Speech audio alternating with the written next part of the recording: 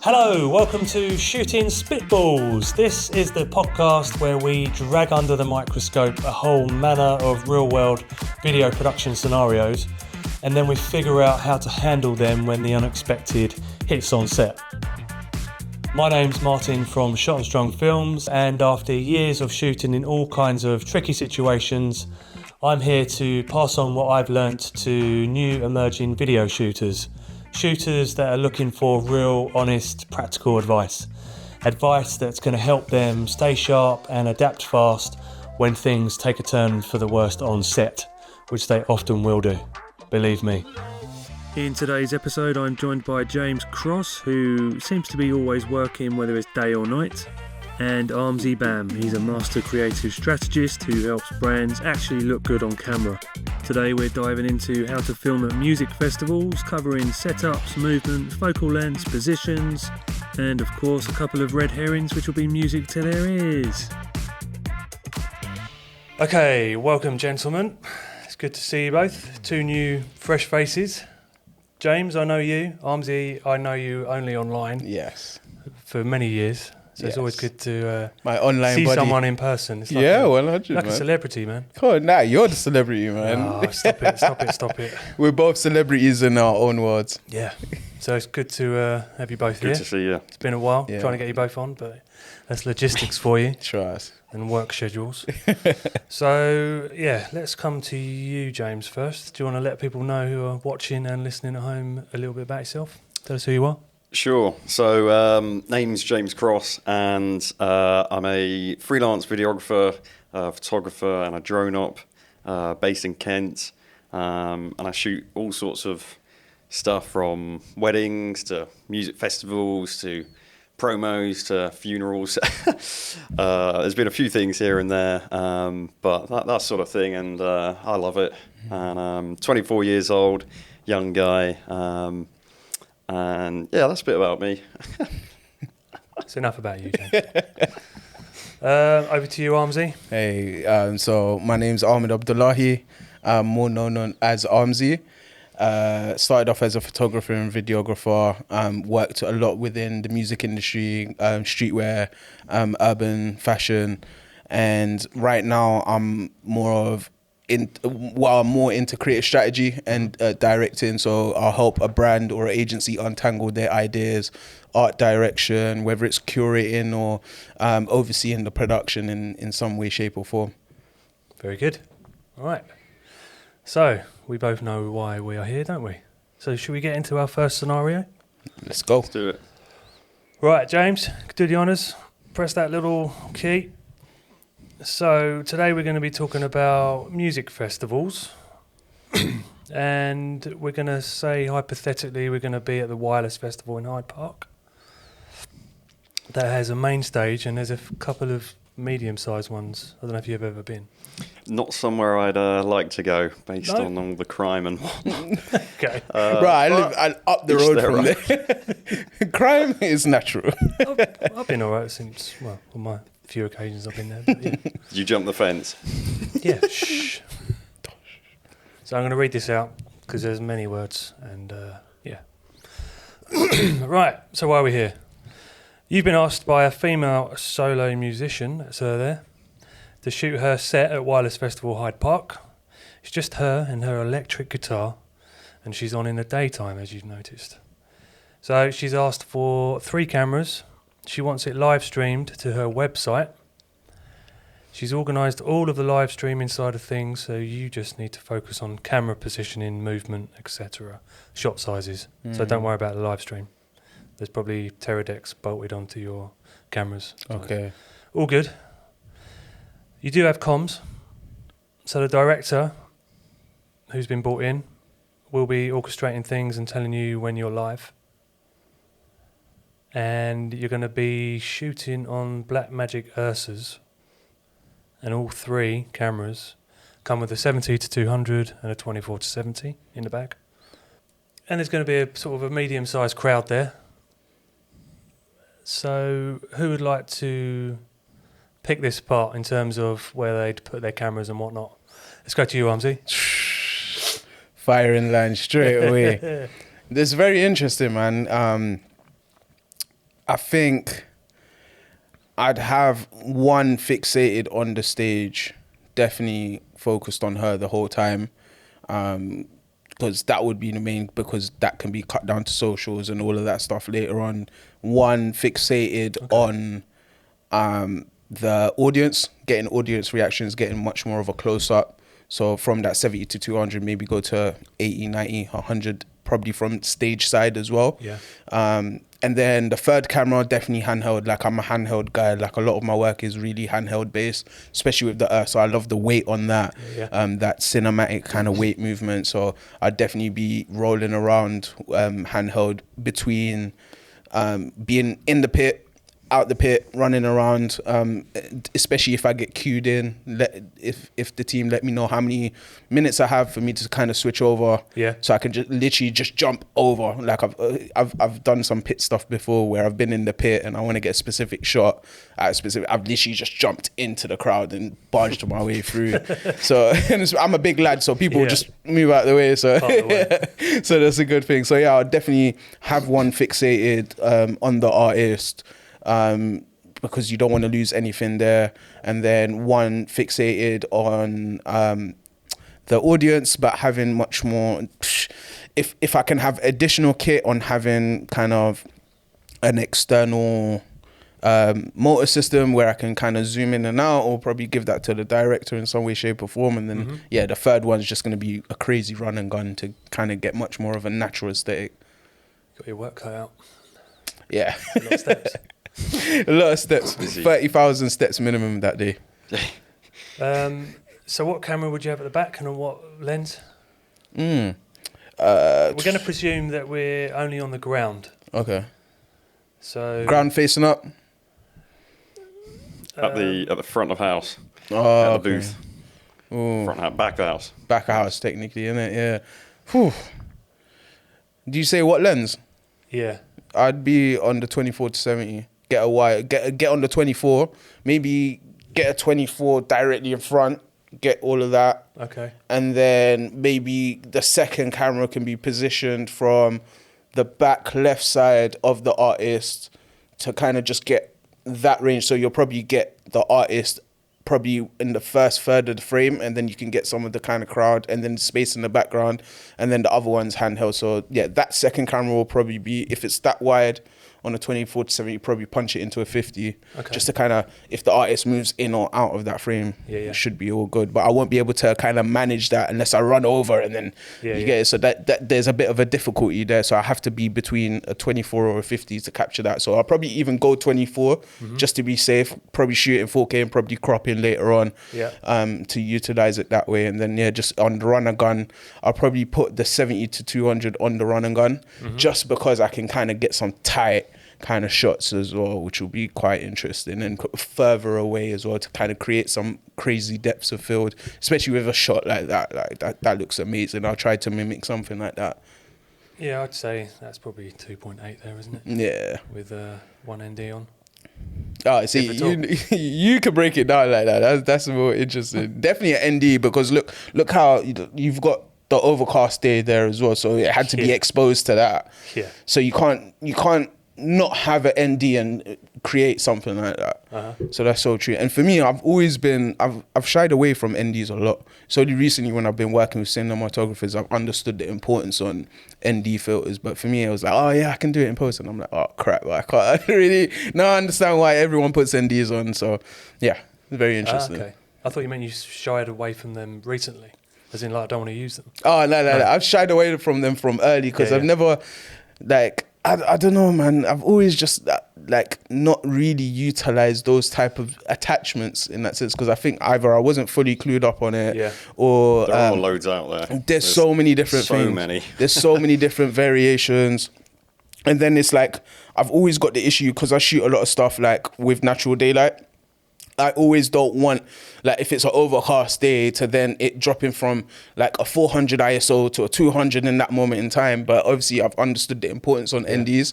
And especially I think because where my pathway is taking me now, I've been a lot more off the camera, because I've been focused more on my personal brand, kind of strategizing stuff. So I've been kind of doing basic setup things. And like, I've been shooting more on my phone now as well. So I think now that language is translated to like other people I'm working with. Now they're teaching me as cinematographers and all of that, and videographers, like, hey, look, we need this, we need to, now I'm understanding it even more, because like my pathway was so weird that I did it. I've been self-taught, so I never really understood exactly what everything was until it was actually in post. And I'm like, okay, this is why you need an ND filter. So yeah. Yeah, nice.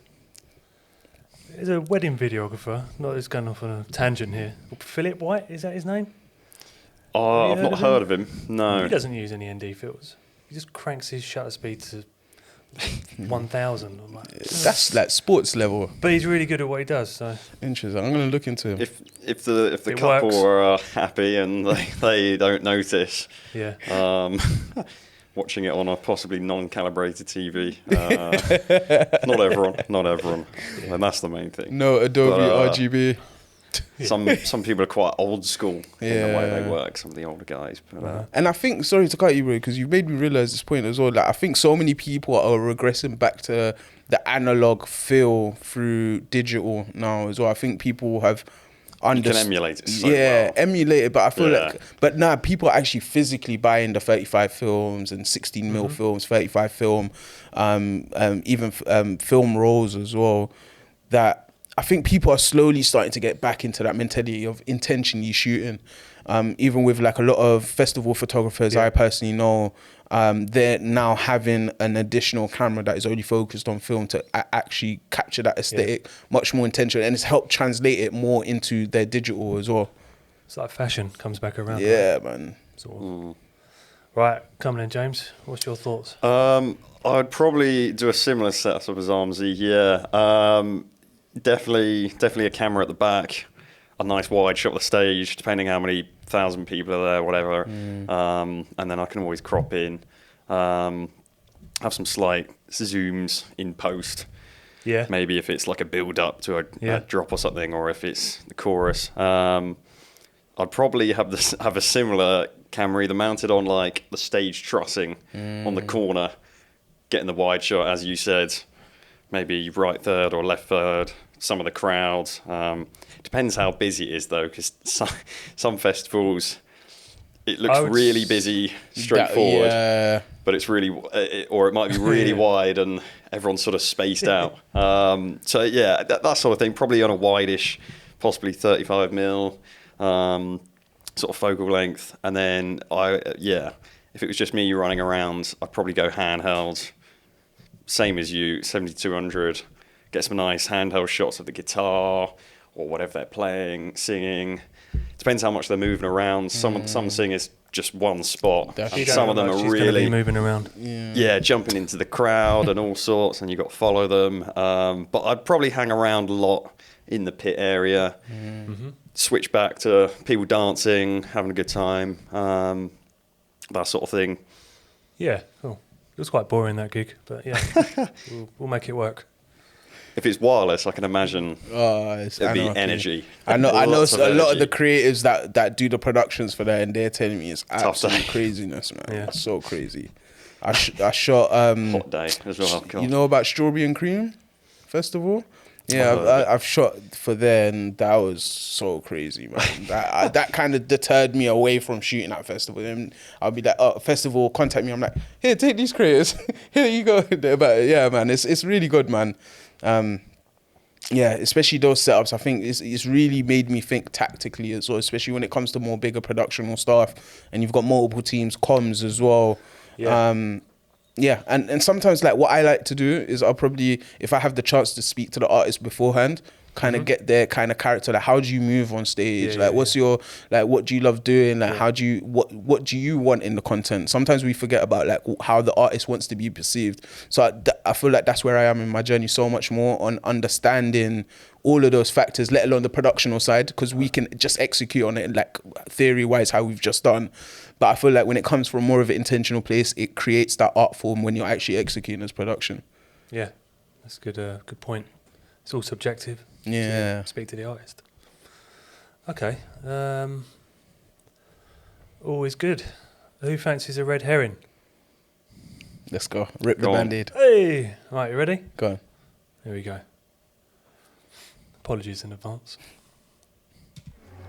Okay team, here we go. Camera 1, you're locked on her close up. Keep that guitar frame nice and tight. Camera 2, hold the wide. I want her silhouetted against the stage lights. Camera 3, track slowly from the side. Give me that moody profile shot. And we're live I'm in lost 3, already. 2, 1. 1, cut. Come on, don't. Is that her? Silhouette. Keep. Give it, click. So basically, comms have gone down. Yeah. You can still hear the music in the background though. That didn't go down. Weird. It looks like they had you on mute. Yeah. Yeah, that's awful. Yeah, Tried my best. Oh my dude, nah. So basically, yeah. you're on the Ursas and you've got tally lights on them. So you always know when you are live, right? How do you play it safe in this scenario when your director's gone? Well, you got to work on your initiative, man. Creativity is using your skill to solve a problem. You've gone through a problem of lack of communication, no communication. You have to be skillful and work on your initiative. And this is where your own signature of your work and your art form comes in. And you've just got to play on that because there's nothing else you can do. You can't just be like, comms are down, I'm just going to sit here and have a break. No, like that's a critical thing. That's when your real creativity is actually tested. So you need to actually get onto the field and just continue on and just adapt with it. You know, there's so many failures when it comes to tech and these type of scenarios that you have to adapt. Yeah. Okay. Yeah, I think it depends completely on the context of what's happened. But just try and focus on what you think would look good, which might not be right in hindsight. It depends what the director says. But yeah, either go really wide and stick on just the whole frame of something, or maybe focus in on one person, one singer or whatever, and see how you go. And hopefully they sort the comms out fairly soon. Get a WhatsApp group going. But, you know, technology fails and it fails a lot and no one can see that coming. So just do your best, really. That's all they can ask. That's true. And think what would be best to be in focus. Yeah, man. And stuff like this is like, sorry to cut you, bro. What the viewer would like to see. Sorry to cut you, bro. Because it's like... Watch your fingers, guys. Oh, sorry.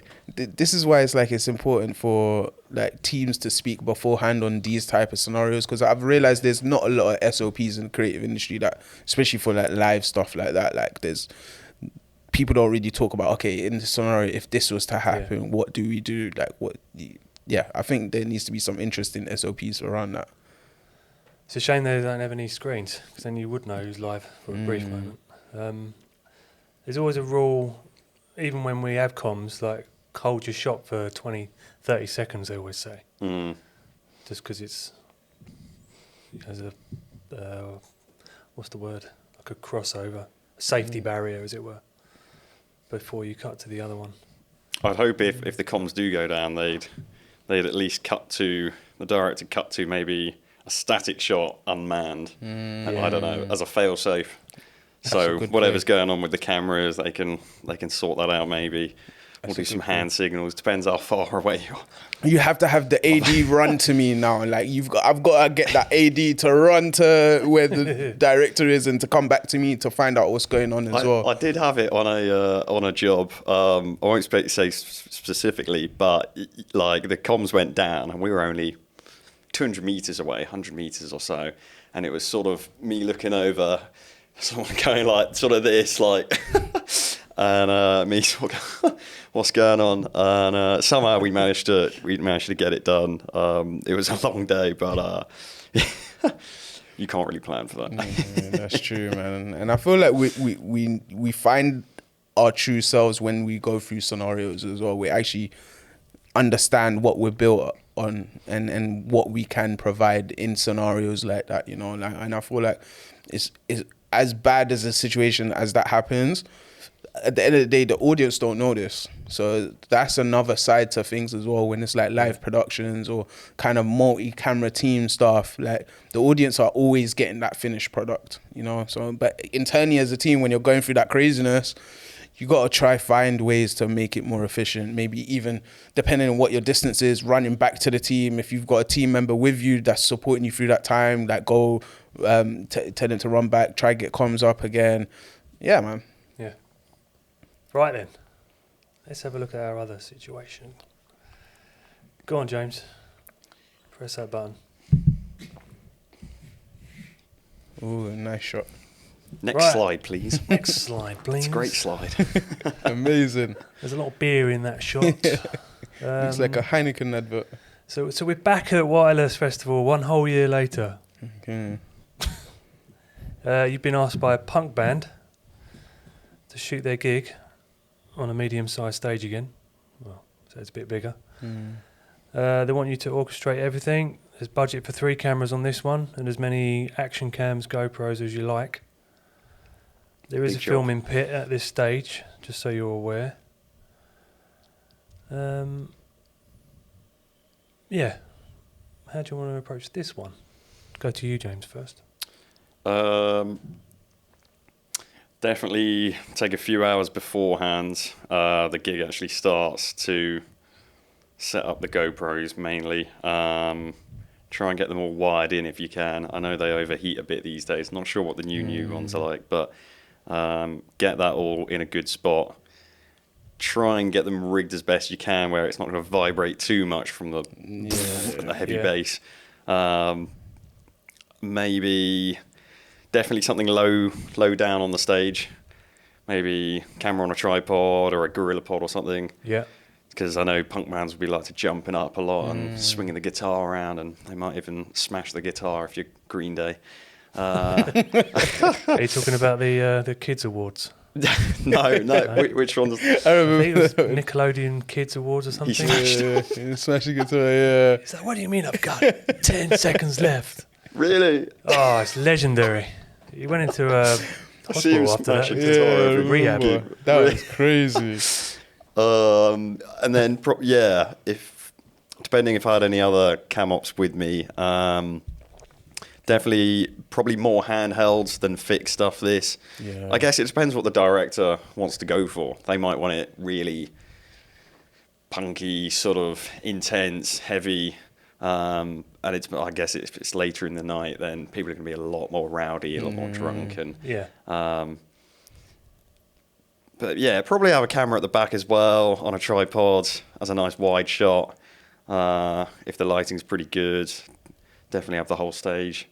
But it sounds like it'd be quite not easy to manage, but easy to capture everything if there's loads of different angles. Okay.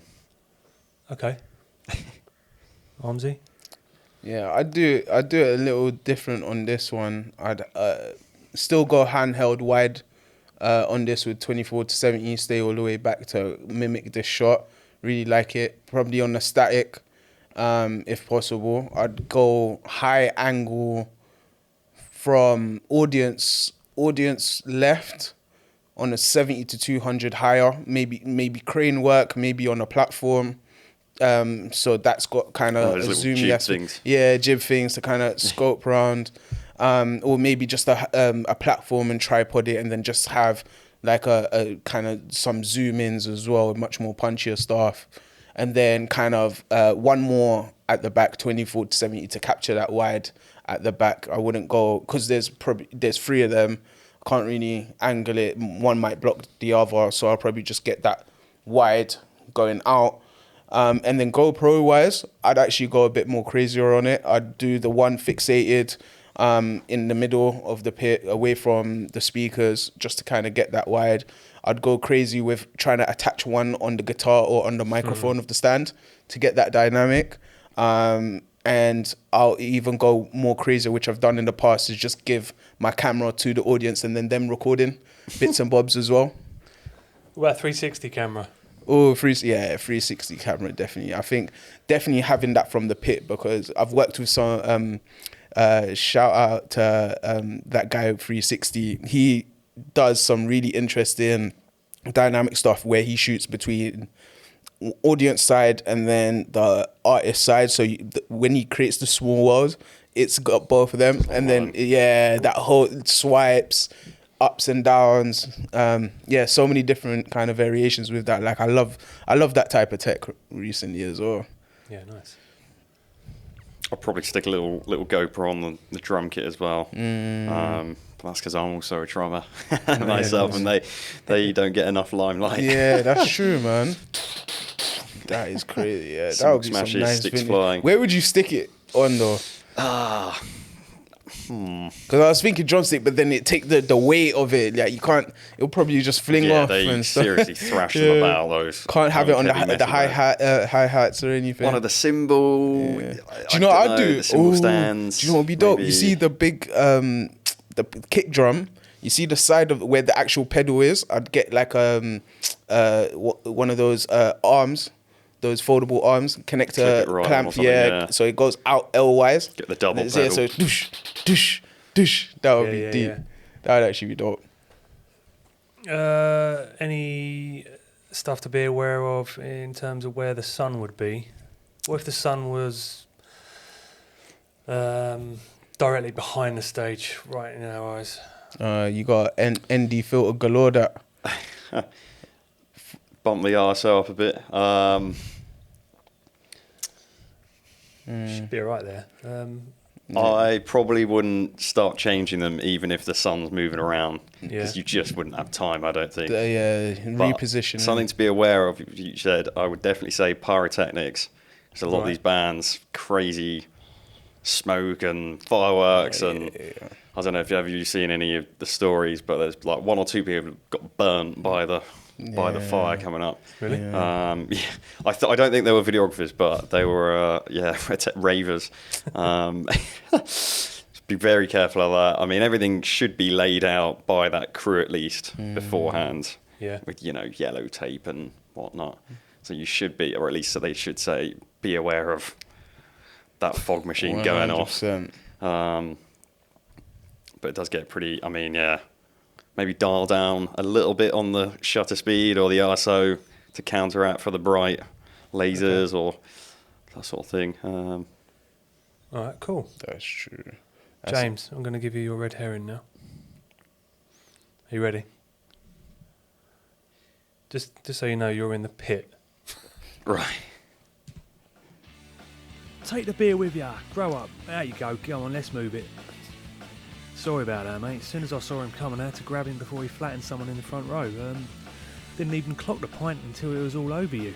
I should have been there to block it, but, you know, it's either your lens or someone's face. You alright? You alright? I know that's a nightmare for your kit. I'll keep a closer eye at your side from now on. Because all security guards are like that. Really worried about you.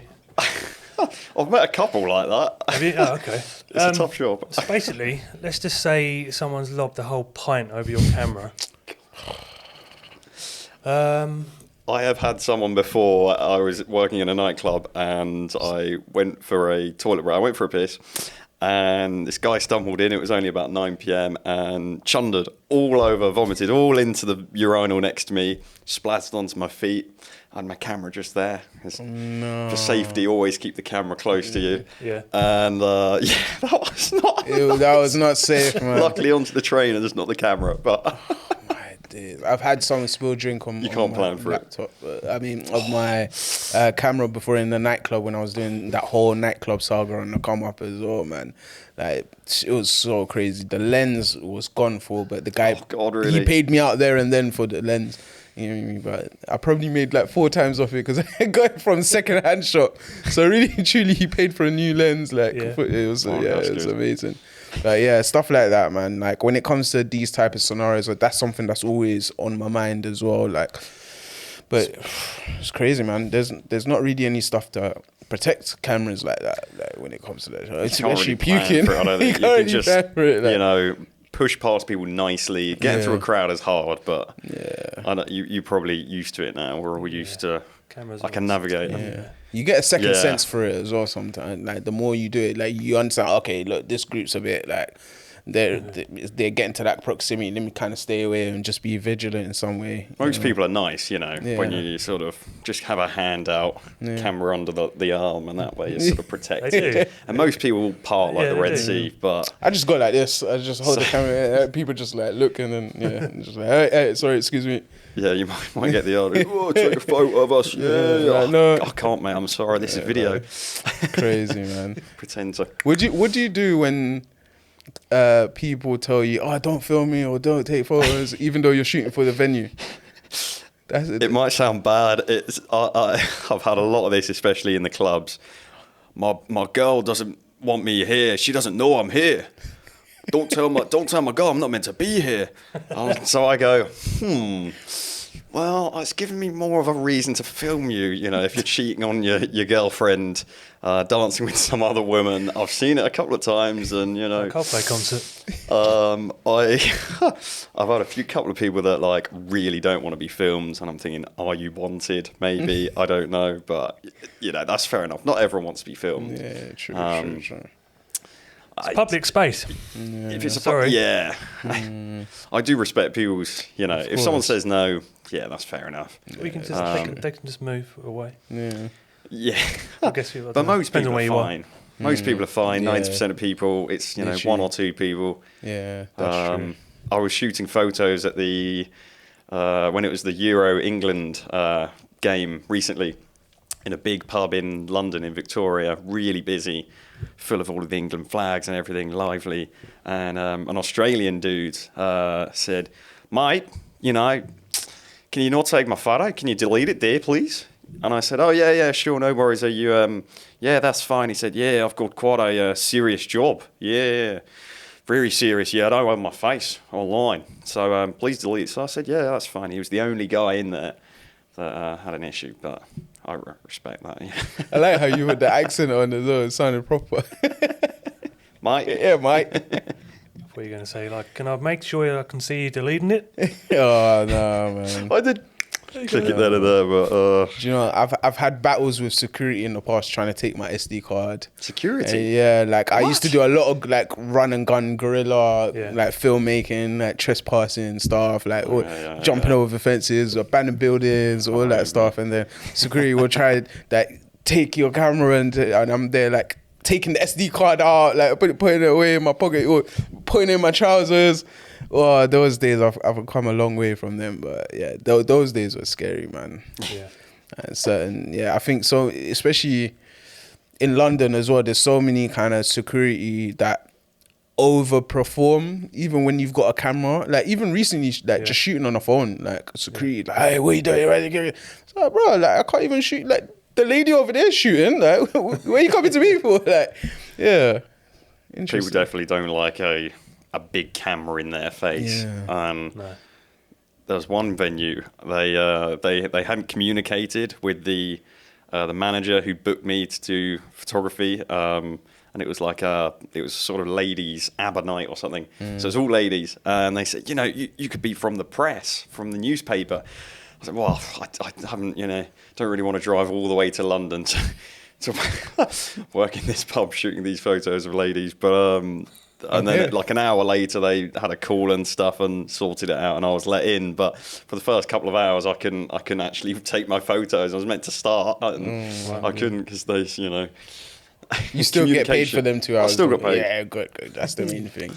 I guess, I don't know, the cameras are everywhere these days and especially in Britain, it's like the most watched thousands. city. Is it the most watched? Yeah, most watched country now, I Privacy, think. sadly, whether you like it or not, isn't really a thing you can get annoyed about. Yeah, I mean, facial recognition. Exactly, and even your phone as well, like your... Oh, God, like, TikTok, so many things. Like even I saw a video of someone using an ultra infrared camera on someone's phone, and then you can see the blinks of infrared. That's like your phone takes pictures of you like every few seconds.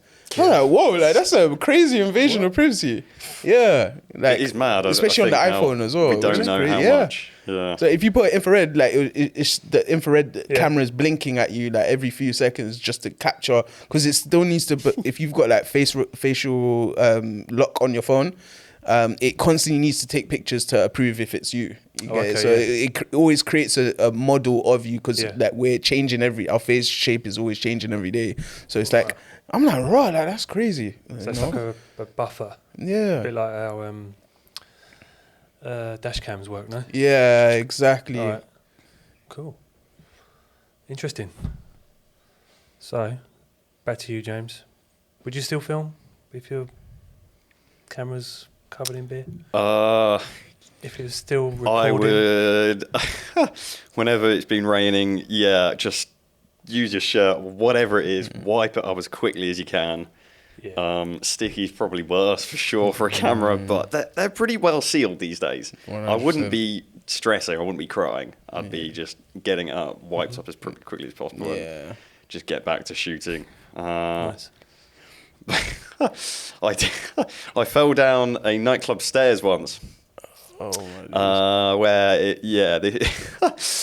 quite literally a waterfall of alcohol and rain that had come up from people's shoes and whatnot on the stairs. Very steep and very small. It's in my hometown, actually, one of the local clubs. And first top stair, I just slipped. 2 cameras on me, A7 III and the A1 next to me, both doing video here and there. One's on like an 85, one's on like a wide angle, and just stopped at the bottom of the stairs and went into someone. Luckily, didn't break the back, but it was not nice, and somehow the camera was fine, and I managed to God, man. That's great. And yourself, man, you haven't broken your back or your leg or anything, bro. I don't know how I didn't go to hospital that night. It was rough. Yeah, the coccyx. Do you know what I realized? Yeah. You see the accidents we have as like people in media, we actually become more. You just can't plan for Yeah, like you become more conditioned for some reason. Battle-hardened. Yeah, battle hardened. Yeah. Like it's so crazy. Like the amount of like cuts and scars I've had from like cutting tape and the what's it called? The thing for the tires. The cable tires, so many different things, man. Like people hitting into me. I've had tripods hit my head. I've had lighting fall from the sky hitting me. So much stuff, man. And I realized like it's just made me a bit more harder. You're right. Yeah, It's all right. It's all good. Like, is the SD card okay? Okay, it's all right. It's fine. As long as the SD card's fine. resilience. That's power on. Yeah, that's one thing Power I on, deep I think. as well. Like everything we make, it all goes into this one small SD card or a hard drive. That's, to me, stuff like that is crazy. Yeah. Okay. So, we'll leave it there. Thank you both. Thank you very much. Before we go, James, where can we find you online? Sure. So I am at crossvisuals_ on Instagram, crossvisuals on Facebook, and the website is crossvisuals.co.uk as well. Easy to see. It's my last name. It's your my last name. surname. So I thought I'd put visuals on the end, and it seems to work. Good. How about you, Armzy? You can find me anywhere on the internet with ArmzyBAM, so ArmzyBAM. I'm more on Instagram, TikTok, YouTube, and you can find me on LinkedIn as well. Okay. Ahmed Abdullahi. Cool. Right. Thanks, guys. Thank you. Thank you, man. Hope to see you both back here soon for another episode. Most definitely. Definitely. Right, we'll leave it there. Thank you. Don't do that. I hate that. We'll do that again. If you enjoyed this episode, don't forget to like, follow, subscribe, and most importantly, please share it with others, whichever platform you're watching or listening on. If you've got any thoughts, questions, ideas for future episodes, then drop me a comment below or email me at martin@shotandstrungfilms.com. In next week's episode, James and Armzy return as we hit the racetrack, breaking down how to film a driving experience day when the clock is against you.